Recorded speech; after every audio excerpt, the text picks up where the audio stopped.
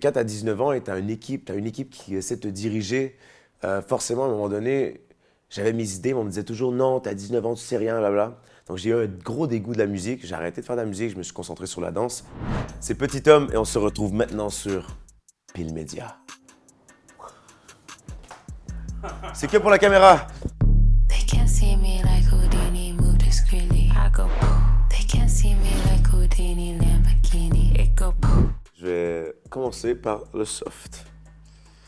Au hasard, le meilleur conseil qu'on t'ait donné. Les questions que tu as envie de poser aux autres, pose-les à toi-même avant tout. Parce que tu sais pas, tu as sûrement de meilleures réponses, toi, que les autres. Des fois, on a tellement l'impression que les autres vont nous aider, mais en vrai, toutes les questions qu'on pose aux gens, si on se les pose à soi, on a une meilleure réponse forcément à notre question que d'autres pourraient avoir. Il faut demander conseil dans la vie, mais je pense quand même que chaque question qu'on pose, d'abord, il faut se la poser à soi-même. Et ça m'a bien aidé, ça. As-tu déjà eu une rencontre bizarre avec un fan? Le plus déstabilisant, c'est quand tu parles à quelqu'un et qu'il y a un énorme silence et la personne te regarde. Et là, tu sais pas où enchaîner. Tu veux dire, on vient me parler, donc forcément, je suis chaud, on parle, on discute. Et quand il y a des silences, et je suis pas malaisé facilement, hein, mais quand il y a un énorme silence et la personne te regarde, je deviens un peu agité. J'ai envie de faire des... je sais pas si vous avez la ref, mais Nick Miller dans The New Girl, qui est malaisé. Des fois, il commence à bouger un peu. Des fois, j'ai envie de faire ça. Et là, il y a un silence et je me dis, oh, c'est pas possible, faut que je m'en aille. Et des fois, j'ai envie de m'en aller comme ça. Donc voilà, mais ça arrive souvent, mais après, il y a tellement de beaux moments aussi à partager avec les fans et les gens qui me suivent. J'ai plus de beaux moments que des moments bizarres, en vrai. Une chose que personne ne sait à propos de toi. Je suis québécois. Non, je crois que les gens savent, ils l'ont bien capté. J'aime beaucoup le café. J'en prends trop. Premier réflexe en me réveillant le matin, je pense que il y a des gens qui le savent, mais je me réveille, il me faut mon café directement. Directement. Je sais pas si c'est une belle réponse, mais écoute, c'est celle que j'ai aujourd'hui. En quoi aimerais-tu te réincarner? Je sais même pas si j'ai envie de me réincarner. En fait, tout vivre ça et revenir sur Terre? Je sais pas. Je préférerais aller dans une autre vie ailleurs que me réincarner ici, en vrai. Je pense que mon temps en tant qu'humain, après l'avoir fait ici, je serais content d'aller ailleurs. Mais si j'avais à me réincarner, un oiseau, I wanna fly. Et c'est parti pour les questions. Tété. Ton nom de scène, Petit Homme, attire la curiosité. Peux-tu nous raconter l'histoire derrière ce pseudo? En fait, j'ai fait de la musique, j'avais commencé la musique à un jeune âge quand même. Je sortais d'un show TV et j'avais signé dans un label au Québec vers 19 ans. Et on m'avait donné un nom un peu plus genre Tommy T. Et j'étais pas fan. Et bref, j'ai eu beaucoup de... j'étais pas fan, c'est pas que j'étais pas fan, c'est que j'ai eu un moment où j'ai fait de la musique et j'ai un peu été dégoûté par ce métier d'industrie. Je voyais que ça tournait pas nécessairement autour de la musique, mais ça tournait autour de l'image et plein de trucs. Et quand tu as 19 ans et tu as une équipe qui essaie de te diriger, forcément, à un moment donné, j'avais mes idées, mais on me disait toujours non, tu as 19 ans, tu sais rien, blabla. Donc j'ai eu un gros dégoût de la musique. J'ai arrêté de faire de la musique, je me suis concentré sur la danse. Et à un moment donné, où il y a un pote de Québec qui a déménagé à Montréal, où est-ce que je vivais, il m'a dit, hey, ça te dit de revenir en studio, juste kiffer. J'ai fait, en vrai, ouais, viens, on va kiffer. Et ça faisait 4 ans plus tard, je crois, ou 5 ans plus tard, peut-être 4 ans. Et je me fais faire de la musique avec lui, et juste en mode gaulerie, en mode plaisir, en mode pas de prise de tête. Et Petit Homme, c'est ce que ça me sonnait, c'est cette espèce d'enfant qui a envie de créer, qui va apprendre des nouveaux trucs et qui veut juste s'amuser en vrai. Et Petit Homme, je le vois aussi beaucoup comme... j'ai lu un truc récemment qui a trop bien vibré. C'est The artist is the child who survived. Donc, l'artiste, c'est l'enfant qui a survécu. Un enfant qui veut toujours découvrir et tout ça. Et ça me fait grave vibrer. Et je pense que c'est pour ça aussi que je m'appelle Petit Homme, pour le projet musical. Entre le chant, la danse et l'acting, tu sembles avoir toujours été attiré par la scène. Comment cette passion est-elle née? Est-ce qu'il y a un déclic, un souvenir précis qui t'a fait dire « c'est ça que je veux faire ». Je sais que quand j'étais plus jeune, j'étais très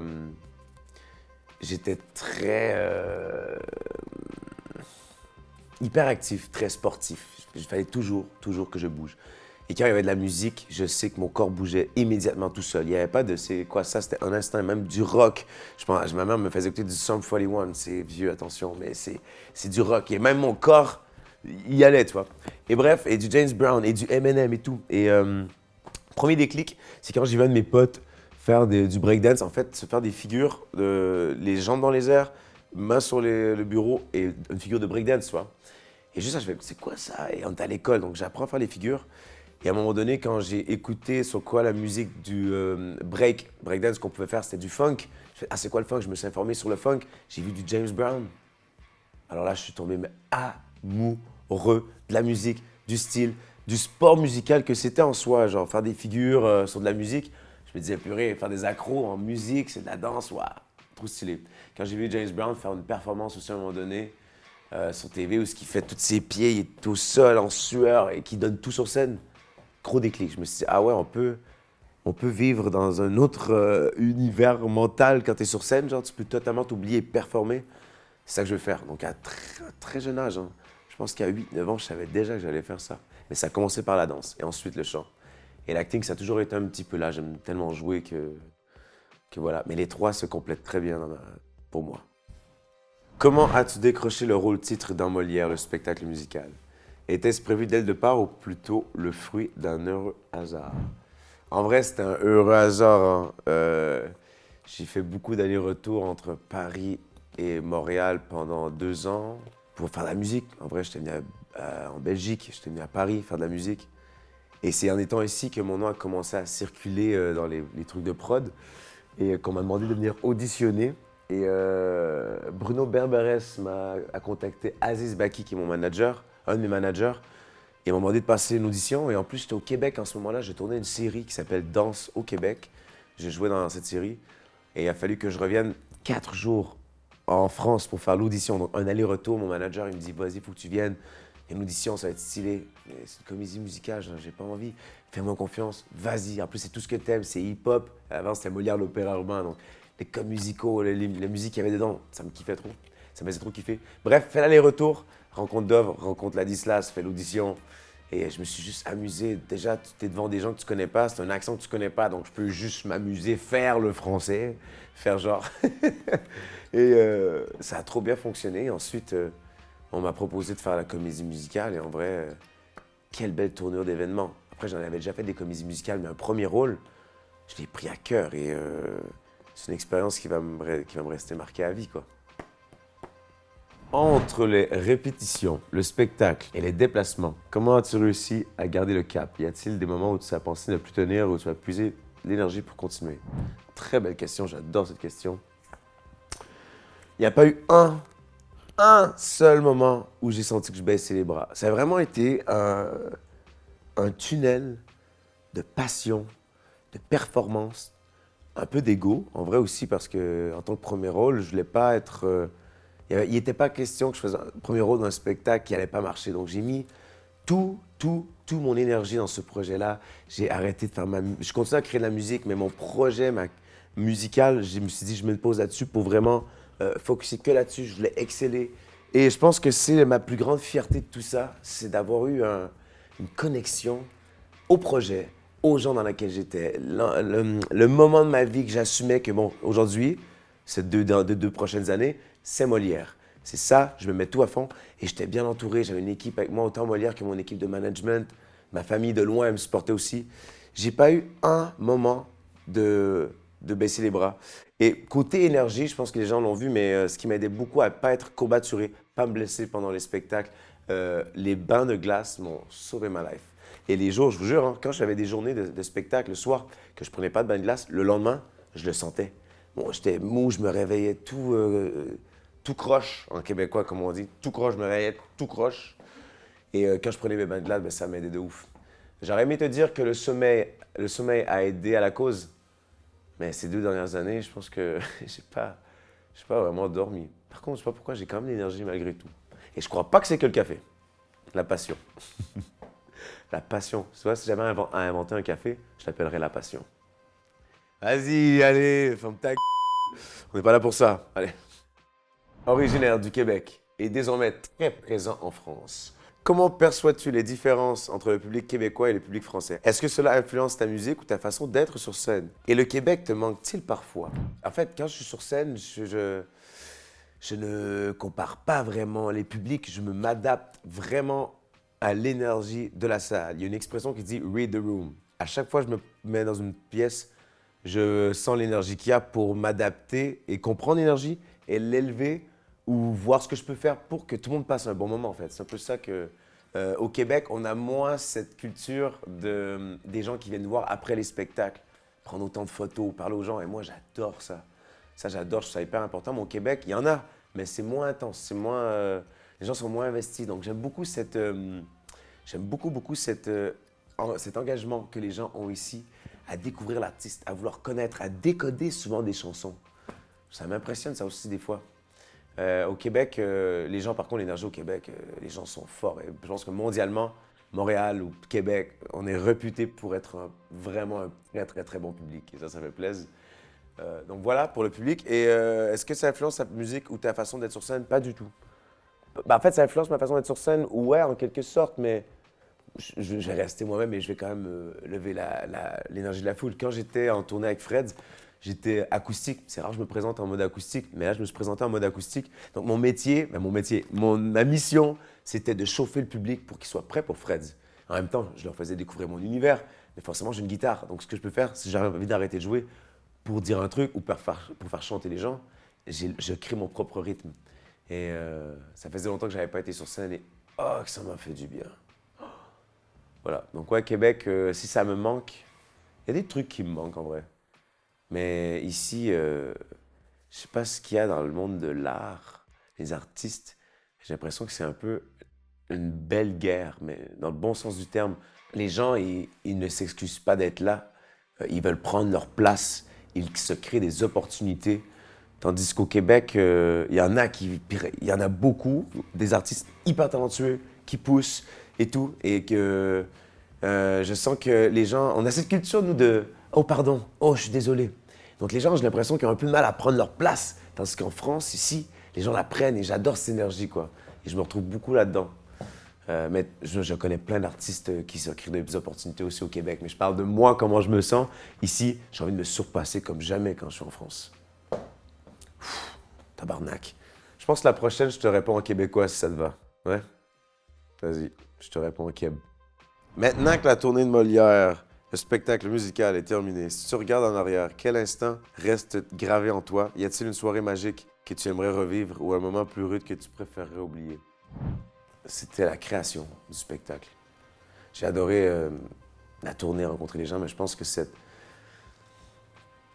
découverte vraiment de la France, de moi avec un accent français, quand je faisais la création, je parlais keb au début, je parlais pas du tout français, de parler avec le metteur en scène qui me dit qu'il faut vraiment que ton accent, tu l'enlèves, découvrir la culture ici, découvrir Molière, je connaissais pas Molière. Donc tout ça, cette découverte, c'était tellement pur. Mais moi, je me découvrais moi-même, j'avais pas d'amis du Québec qui me disaient qui être ou qui j'avais déjà été. Là, je pouvais être la personne que je voulais. Et c'était magnifique. Chaque matin, j'avais mon vélo et j'allais aux répétitions. J'arrivais genre 20-15 minutes avant. Et je m'échauffais, j'arrivais prêt, j'avais plein de scènes à faire. Je prenais mes notes, je revenais chez moi. J'étudiais les notes le soir, je revenais. C'était tellement magnifique. Et je pense que ouais, c'était mon moment préféré. Et même avec la troupe, tu découvres qui est la troupe, les premiers liens, les premières fois. Vraiment, ouais, ça c'était magnifique. Ouais, et je pense qu'un moment fort, c'était la première médiatique. Ah, c'était tellement fort en émotion. Après, j'étais prêt. Hein. Le jour même, on changeait encore des scènes et des paroles et tout. Hyper stressant, mais tout s'est tellement bien passé. Et enfin, tout ce qu'on avait préparé pendant 2 mois, 3 mois, on pouvait en fait le donner à un public et ça m'a trop fait du bien. Voilà mes 2 moments les plus forts. Mais je sais que le plus difficile, un des plus difficiles, ça a été la fin à Caen. Hey, de faire 2 ans de tournée, et là, t'arrives à Caen et c'est la fin, tu l'assumes. La veille, t'es en mode, vas-y, on fait des bêtises sur la scène, c'est drôle, on s'amuse. Et là, le lendemain, tu rentres et tu sais que c'est la dernière fois. Ah non, mais c'était atroce. Et on en a profité, mais c'était tellement dur et triste. Ouais. Et après, t'as la... Bon, je sais pas si tu vas le garder, là, mais après, t'as Charlotte que j'adore, avec ce que c'est notre nounou. Et on finit le spectacle, à la place de pleurer, il fallait qu'on aille prendre le train. Donc là, OK, go, faut se dépêcher. Puis on est en mode, non, mais tu comprends pas, on est triste. C'était dur, toutes ces journées-là. J'en ai fait un vlog, si vous voulez aller voir. J'ai un vlog de 20-25 minutes de cette journée-là. Et si vous voulez pleurer, là, si c'est à cause d'une personne qui a du mal à pleurer, allez regarder cette vidéo-là, ça va ça va vous enclencher. Après une tournée intense à travers la France, Belgique, Suisse avec Molière, comment as-tu vécu le retour à un rythme plus calme? Est-ce difficile de redescendre après une telle aventure? J'ai pas retrouvé de rythme plus calme en vrai. Hein. En vrai, j'enchaîne le studio, j'enchaîne des promos avec le nouveau single. Par contre, à la fin de Molière, j'ai quand même pris un mois de pause. J'étais allé au Québec, voir ma famille un petit peu, ça m'a fait du bien. Et je croyais vraiment avoir une drop très intense d'énergie. Je pense que je savais, j'avais anticipé un peu la fin de... J'ai compris dans la vie que les projets, je sais pas si on dit en France, mais toute bonne chose a une fin. Toute bonne chose a une fin. Attends, je vais te dire au moins Keb. Et je savais, je l'avais un peu appréhendé, je l'avais anticipé. Donc j'ai pas eu une grosse drop. Puisque j'avais un rythme hyper chargé, j'ai quand même gardé ça. Donc même avec mes équipes, autant visuel, musique, manager et tout, je suis toujours, chaque jour j'appelle, j'ai des idées, j'appelle les équipes pour qu'on avance des trucs. J'ai vraiment gardé mon rythme rapide. Après, je pense que c'est ça Paris. Hein. J'ai l'impression que tout le monde court. Après, il faut juste pas s'essouffler, il faut trouver les heures de sommeil. Mais je sais pas, je suis tellement inspiré de plein de trucs que j'aime bien ce rythme. Donc non, j'ai pas retrouvé de rythme plus calme et de toute façon, il n'y a pas de secret. Hein. Si on veut faire des grandes choses, il faut s'activer. Vraiment, il faut s'activer. Recevoir le prix de la révélation masculine au trophée de la comédie musicale pour ton rôle dans Molière, ça a dû être un moment fort. Qu'est-ce que ce prix signifie pour toi et comment l'as-tu ressenti à ce moment? Magnifique. Je pense que c'était une célébration de mes 10-15 dernières années d'acquérir de l'expérience, de peaufiner mon talent, ma passion et tout, mon art. Et c'est une révélation parce qu'on m'a découvert sur Molière, donc forcément, les gens vont mesurer selon ma performance dans Molière. Et moi, c'est un de mes premiers prix que je reçois, et même pas au Québec en plus, je le reçois dans un pays étranger, en France. Ben étranger, ça m'est moins étranger maintenant, mais je voyais toutes les années sacrifiées à dire non à c'est aussi con que non à des soirées, non à des projets pour peaufiner un truc, non à une sortie de blablabla, juste pour à chaque fois faire des sacrifices pour peaufiner le truc. Et voilà, quand j'ai reçu le prix, c'est la première fois, je pense, que j'ai reçu. Et le lendemain, j'ai rien foutu de ma journée. Je me suis dit, tu sais quoi, je vais juste recevoir ce prix. Parce que le recevoir, c'est pas juste en main propre, c'est recevoir son énergie aussi. Et tout, en tout cas, prendre la peine de le célébrer avec soi-même. Je suis pas allé boire un coup avec des potes, c'est vraiment avec une célébration avec moi-même. Et ça fait plaisir. J'attends ma prochaine. Oh, ça fait plaisir.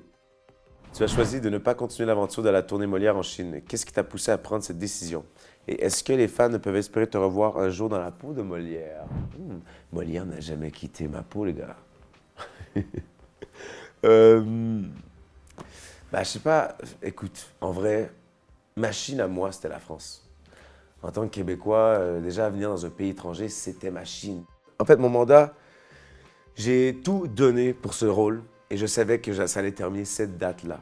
Genre, on dirait que ma tête s'est conditionnée à donner le meilleur de moi-même pour cette période-là, pour ce genre de truc-là.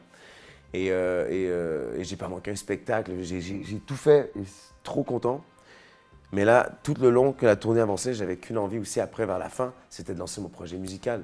Et on a fait des chansons pendant toutes les 2 dernières années. Et j'avais qu'une envie, c'est de partir en tournée avec mes chansons, sortir de la musique à moi aussi, créer ce lien avec le public, avec mes chansons, ce que j'ai envie de raconter, faire mes spectacles, sortir mon album. Donc, c'était plus fort pour moi ça, que la Chine. Par contre, ça aurait été une belle aventure, je sais, mais j'avais envie d'être le premier rôle. Après avoir un premier rôle dans une comédie musicale, j'avais envie d'être le premier rôle de mes projets. Tu vois, et là, je le sens et ça fait du bien. Est-ce que les femmes peuvent espérer te revoir un jour dans la peau de Molière? La vie est tellement remplie de surprises et de tournants que j'ai tellement postulé. La vie est tellement remplie de surprises comme des confettis. Et en fait, je sais pas, en vrai, je sais pas. Si la vie me permet d'avoir du temps et une envie, pourquoi pas? Mais là, pour l'instant, les gars, c'est la musique, la musique, la musique, tous les jours. Les rencontres des artistes, d'écriture, après voir les spectacles, les clips. C'est la vie dont je rêve. Après ton expérience dans Molière, le spectacle musical, tu reviens en solo avec ton single Pas sans toi. Peux-tu nous raconter comment ce projet est né et ce qui t'a motivé à le concrétiser? Est-ce que cela signifie qu'un album est en préparation? Ben, je viens de te le dire. Bien sûr que l'album est en préparation. Ça fait un moment qu'il est en préparation. J'ai mis tout sur pause pour Molière. Et là, on a repris un rythme de fou. Pour moi, ce premier single, c'était important de le sortir pour moi parce que je suis hanté et fasciné par l'amour. C'est l'amour, pas juste de couple, mais l'amour de soi, l'amour de... Je trouve que l'amour, c'est ce qui fait tout régner, les relations humaines. C'est plus fort que tout, je trouve. Et l'album traite beaucoup sur ça. Et Pas sans toi, pour moi, c'était une espèce d'hymne à l'amour qu'on peut avoir pour les gens, des trucs avec lesquels on ne peut pas s'imaginer vivre sans. Je ne sais pas si cette phrase était française, mais je pense que vous la comprenez. Et pour moi, j'avais envie de communiquer avec ça. Et c'est pas une histoire que d'amour, de couple, mais c'est vraiment ce lien fort qui unit des gens qui se disent « Hey, on a des moments difficiles ensemble, on les accepte en ce moment, mais on ne s'empêchera pas de continuer à vivre ensemble, passer notre vie à explorer, aventurer, et tout ça ensemble. » Et je crois que comme premier single, c'était une belle, ça me représentait énormément. Et ce qui arrive, oh là là là là là là là, j'étais en session justement hier encore. J'avais 20 ans, Et des dingueries. Vraiment être, je sais pas ce que je préfère entre, je sais pas si c'est une question comme ça, mais entre le studio et la scène. La scène est dans le studio et le studio est dans la scène. Tu viens de boucler la première partie de Freds à l'Olympia, une belle étape dans ton parcours solo. Est-ce que tu prévois remonter sur scène prochainement et comment vis-tu cette transition entre la scène collective de Molière et le fait d'être désormais seul face au public? La tournée de Freds, c'était incroyable. Belle étape dans le parcours. Est-ce que tu prévois remonter sur scène prochainement? Je peux pas rester à l'affût. Je peux pas rien dire pour le moment. Ça m'énerve. Je me suis amélioré pour pas dévoiler des trucs, des secrets. Donc, je vous laisse ça, rester à l'affût. Et comment vis-tu cette transition entre la scène collective de Molière et le fait d'être désormais seul face au public? C'est très différent. C'est très, très, très différent. Déjà, Molière, j'ai rien à... Comment je pourrais dire? T'es supporté par un décor, par un costume, par une histoire, par des personnages, la fiction. Là, sur scène, surtout pour Fred, hein, j'ai que ma guitare et moi-même. Donc, le premier a été très déstabilisant. Et le deuxième, je me suis dit, bon, bah, mon décor, mais en fait, tout ce qu'il y avait derrière moi maintenant, je vais utiliser ce qu'il y a devant. Sur Molière, je n'utilisais pas le public devant, hein, j'utilisais tout ce qu'il y a derrière moi. Et là, j'ai juste inversé le truc. Là, j'ai pris le public pour en faire le support du truc. Donc, le lien, je l'ai créé autrement. Et c'est tout autant kiffant. Après, ce qui est cool, c'est que là, j'ai enfin le regard avec le public. Sur Molière, moi, je suis dans mon histoire. Là, je suis vraiment avec le public et j'aime trop. Si tu pouvais revenir à tes 15 ans, au tout début de Mixmania, quel conseil te donnerais-tu? Lui qui me vient rapidement en tête, là, c'est juste la phrase « tout est éphémère ». Tout finit à un moment donné. Donc profite, attache-toi fort, mais sache que tu vas devoir t'en détacher à un moment donné. Tu sais, vivre dans l'attachement, ouais, mais pas le acquis, parce que ça va partir un jour. Mais tant qu'à le vivre en ce moment, vas-y, kiffe à 100%, mais sache que ça peut partir. Le truc, je pense qu'à 15 ans, ce que je fais, c'est que chaque chose que je kiffais, je me disais, mais c'est pour la vie. Donc quand ça se terminait, j'étais hyper dépressif. Là, j'ai appris que non, la possibilité de se terminer, ça arrive. Je pense que c'est pour ça que Molière, ça a été un peu moins compliqué, c'est que j'avais déjà ce conseil-là, c'était, hey, ça va terminer un jour, kiffe. Et toujours préparer la suite. Ça, c'est un conseil, il faut que je donne à un gars de 15 ans, parce que des fois, on est tellement dans le moment présent, prépare la suite des trucs. J'ai toujours été pour, moi, ces concepts d'émission, parce que pour des artistes, c'est mettre des artistes en lumière. Star Academy, je trouve ça cool en plus comme concept. Tu t'enfermes avec une équipe dans un château, des gens, puis c'est tellement la meilleure façon de s'améliorer. Et j'ai regardé quelques concepts Star Academy. J'ai jamais regardé une saison complète, mais je tombe souvent sur des trucs. À chaque fois, tu vois un progrès, tu vois, mais énorme, parce que justement, ils ne font que ça. Donc, autant pour le public, c'est kiffant à regarder, mais autant pour les gens, le faire, c'est tellement kiffant. J'ai jamais fait Star Academy, mais Mixmania, c'est un peu ce délire-là aussi, et j'avais vu comment j'avais évolué de fou. Et ça crée vraiment une passion. Il y a un couteau à double tranchant quand même, parce qu'au final, il y a des gens, je pense, qui s'inscrivent à Star Academy en disant « Voilà, ma vie va changer ». Eh bien non, tu as une opportunité. Après, c'est comment tu transformes cette opportunité-là pour en faire quelque chose qui va changer ta vie. Mais c'est pas ce truc-là qui va dire, voilà, t'as réussi. Non, non. Prends conscience que c'est kiffant pour toi. Après, il faut que tu taffes. Mon pote, là, il y a Julien Libre avec qui que je fais beaucoup de trucs récemment. On se croise sur des projets et j'adore. Et même chose pour lui, hein. C'est pas un gagnant, mais il a gagné parce qu'il fait un truc après, il prévoit ses trucs. Elena, même chose. Pierre, mais Pierre, il travaille comme un fou, quoi. Elena aussi. Et il y a tellement Lenny. Je connais plus cette saison-là parce qu'il était venu nous voir sur Molière, donc forcément, j'ai plus d'affinité. Mais je pense que c'est vraiment une belle opportunité. Et j'ai vu Charles en plus récemment, l'année dernière, je pense. Et même chose, il est en studio, il taffe. En fait, faut juste pas prendre ça pour acquis. C'est pas parce que tu fais ça que tu deviens une célébrité ou que ta carrière va bien aller. Il faut que tu en fasses quelque chose. T'en prends et tu fais quelque chose avec. Ah, c'est la dernière. C'est la dernière, les amis. D'une manière plus générale, qu'est-ce que tes fans peuvent espérer de toi dans les prochains mois ou années? Quel défi te motive le plus aujourd'hui? Tu vois, j'ai exploré grave la France ces temps-ci. Et mon projet est français, hein. Mon projet reste français. J'aime trop la langue française. J'ai tellement envie de voyager le monde. C'est ce qui me fait plus vibrer autant que la musique. Et voyager le monde, mais tu sais, si tu vas en Afrique, tu écoutes la culture musicale de l'Afrique, la culture en soi, en Thaïlande, partout, tu vois, en Norvège. Et je me dis, il y a toujours un truc à apprendre à voyager à travers le monde. Et j'ai l'impression, même en tant qu'artiste, là, ma musique a pris un niveau de ouf ces dernières années parce que je me suis mis en danger dans une autre culture. Donc, forcément, mon art, j'ai combiné tout ce que je connais du Québec, ce que je connais maintenant de la France, et ça en crée un truc, pas juste d'une façon sonorité, mais dans les textes et tout. Et j'ai l'impression que c'est en voyageant que je peux bien explorer mes horizons en tant qu'artiste. Et pour les prochains mois, prochaines années, les amis, c'est la tournée, la musique, la musique, la musique, la musique, la musique, et des spectacles ensemble. C'est tout ce que je nous souhaite et c'est que le début et je sens que ça commence très bientôt. J'ai hâte.